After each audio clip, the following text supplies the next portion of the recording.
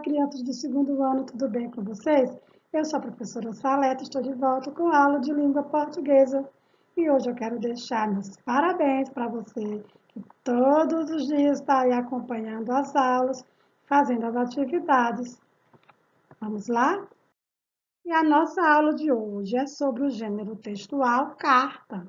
A carta ou correspondência está entre os mais aplicados na comunicação do cotidiano. É bem verdade que hoje nós temos outros meios das pessoas se comunicarem de forma mais rápida ou mais direta, não é mesmo? Como nas redes sociais, mas ainda se usa bastante carta. Você já escreveu alguma carta? Sabe quais são as características de uma carta? Já leu alguma carta? Então, hoje nós vamos conhecer algumas características da carta e também a sua importância. As cartas são consideradas o meio de comunicação mais antigo do mundo. Não se sabe ao certo quando elas surgiram, mas os reis do Antigo Oriente Médio já escreviam cartas. Por exemplo, no ano de 1500, os portugueses chegaram ao Brasil. E para comunicar ao rei de Portugal as terras que eles haviam descoberto, eles avisaram através de uma carta. Então, já pensou quantos anos já se passaram? Já se passaram 521 anos. Então, olha quanto tempo a carta já existe, hein? Já existia bem muito antes dessa época do descobrimento do Brasil, certo? Então, as cartas, elas desde muito sempre foi instrumento de comunicação entre as pessoas. E existiam várias formas de se enviar cartas, né? Se enviavam cartas através por navios, né? Assim também enviavam cartas. Você sabia que enviavam cartas até através de pombos? Exatamente, eram chamados os pombos correios. Então, existiam os mensageiros também, né? Os cavaleiros mensageiros.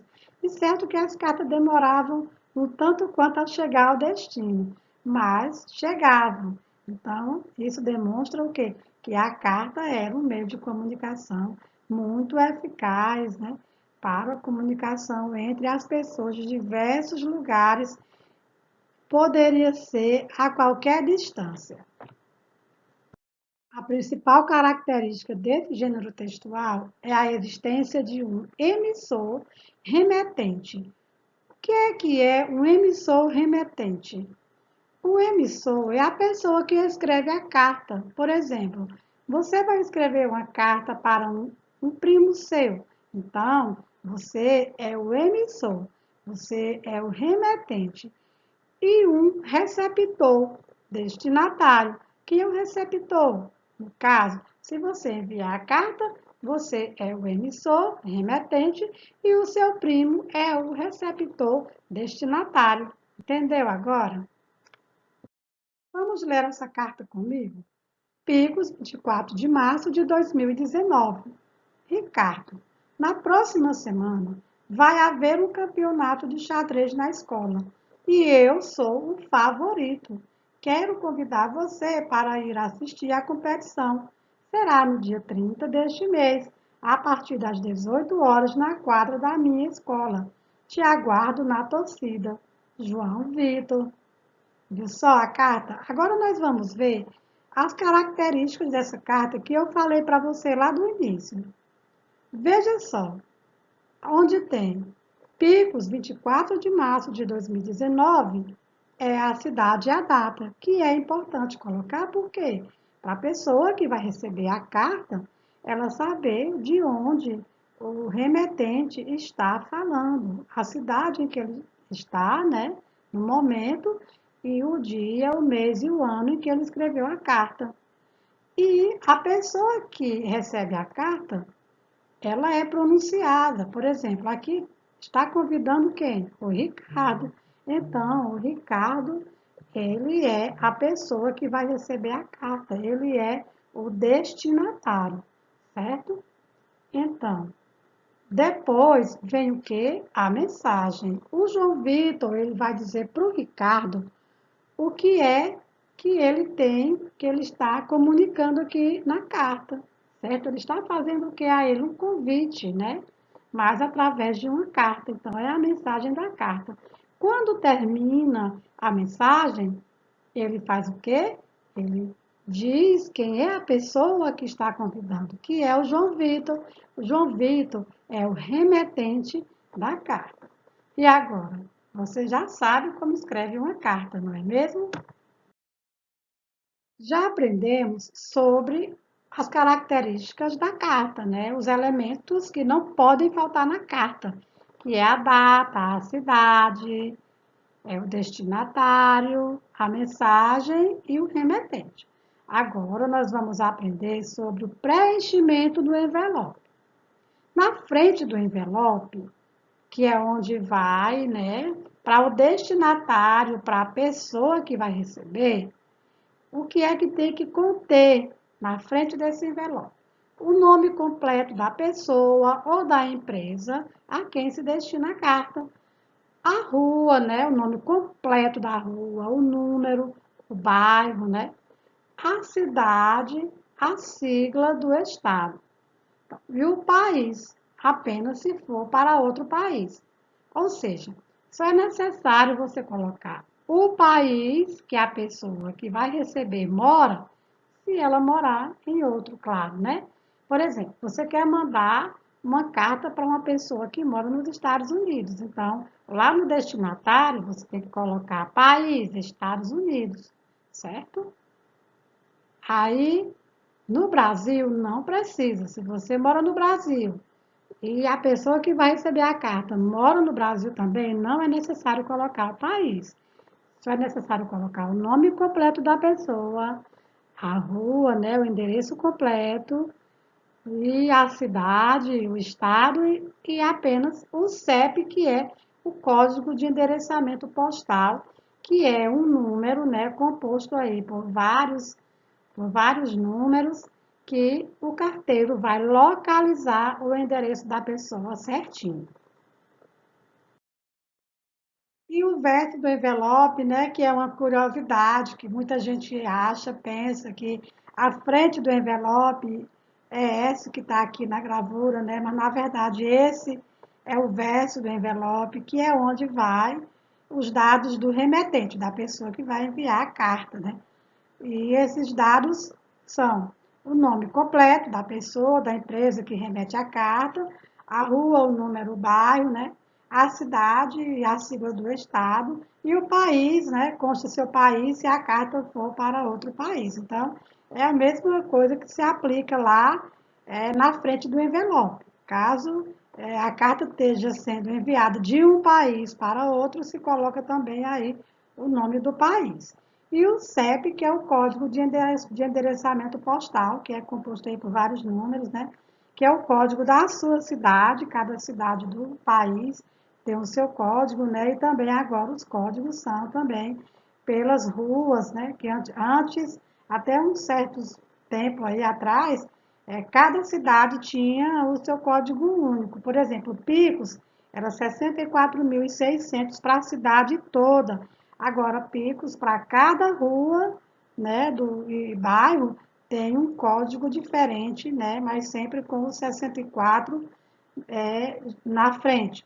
E o restante dos números são outros números para facilitar aí o carteiro entregar as cartas. No caso do remetente, você tem que colocar também o seu código de endereçamento postal bem direitinho, né, para a pessoa, se ela for lhe enviar uma resposta de volta da sua carta, ela saber o seu código para o carteiro entregar a carta para você também, certo?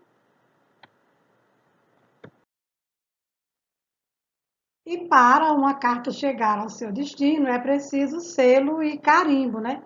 Quem faz esse serviço e produz esse material são os correios. Então, aqui nesse local, aqui no cantinho aqui da carta, né? Na frente da carta, vai o selo e o carimbo dos correios. E agora nós vamos saber para que serve o selo numa carta. Então, para que serve o selo?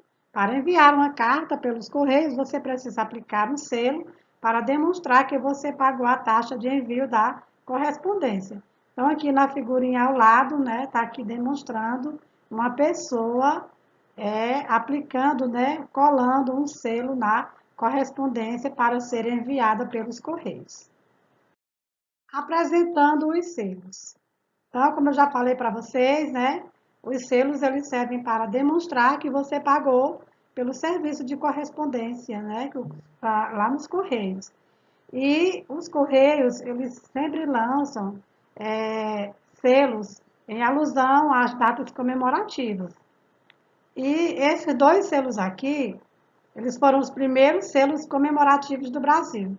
400 anos da chegada dos portugueses ao Brasil. Então, quando o Brasil completou 400 anos da chegada dos portugueses, os Correios lançaram esses dois selos aqui, que eram os selos que eram aplicados nas correspondências na época da comemoração.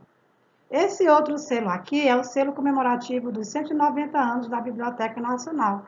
A Biblioteca Nacional, ela fica lá no estado do Rio de Janeiro, na cidade do Rio de Janeiro, né? E contém um grande acervo histórico de documentos que contam aí a história, né, do Brasil e de grandes escritores brasileiros. Então, tem muitos livros e estão lá na Biblioteca Nacional.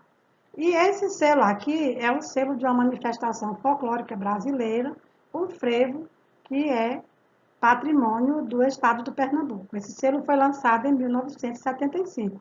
E outros vários selos, né, sobre as manifestações folclóricas, como o Meu Boi, o Carnaval e outros foram lançados também pelos Correios. Esse selo aqui é o selo comemorativo da conquista do pentacampeonato mundial de futebol. Então, quando o Brasil foi pentacampeão, no dia 30 de junho do ano de 2002, então, os Correios, para comemorar essa data, lançou esse selo aqui do pentacampeonato mundial de futebol da seleção brasileira. E aí, você gostou de saber sobre os selos? Então, tem muita curiosidade. E se você gostou, você pode pesquisar para saber e descobrir muito mais. Agora vamos aprender como abrir o envelope de uma carta. Você já aprendeu quais são as características de uma carta?